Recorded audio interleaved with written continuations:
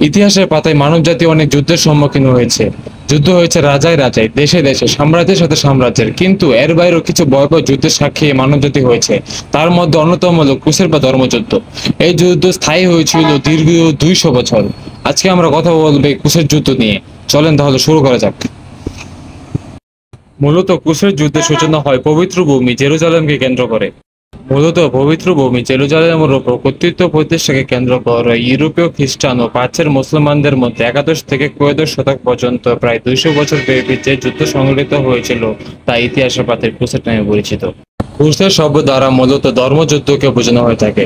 তবে কোনো রাজনৈতিক বা ধর্মীয় বিষয়ে জনগণ যদি শক্ত ধারণা পোষণ করে তাকেও ক্রুসেড বলা হয়। সাধারণত ক্রুসেড বলতে ইতিহাসের পাতায় পবিত্র ভূমি অর্থাৎ জেরুজালেম ও কনস্টান্টিনোপলের উপর কর্তৃত্বকে কেন্দ্র করে ইউরোপীয় খ্রিস্টানদের সম্মিলিত শক্তি মুসলমানদের উপর 1095 সাল থেকে 1291 সাল পর্যন্ত যে যুদ্ধ অভিযান পরিচালনা করে তাকে ইতিহাসের পাতায় ক্রুসেড বলা হয়।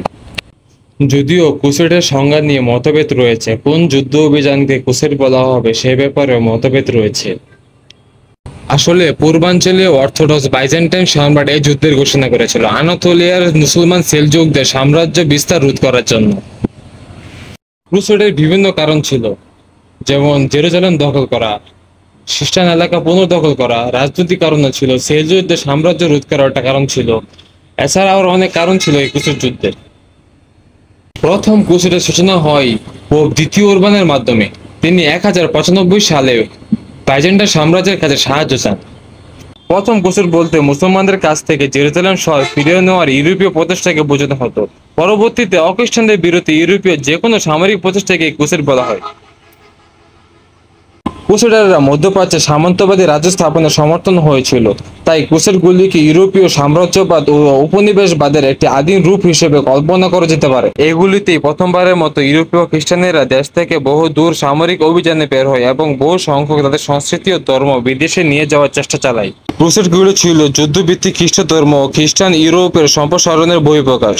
এগুলিতে ধর্মীয় চেতনার সাথে ধর্মনিরপেক্ষ সামরিক চিন্তাধারার মিলন ঘটেছিল। এগুলির ফলে খ্রিস্টানেরা অন্য সংস্কৃতিতে বাস করা শিখে, একই সাথে তাদের নিজস্ব সংস্কৃতির মাধ্যমে এগুলিকে প্রভাবিত করে। এগুলি আজও ইউরোপের মধ্যে সবচেয়ে বিখ্যাত ঘটনা হিসেবে দেখা হয়।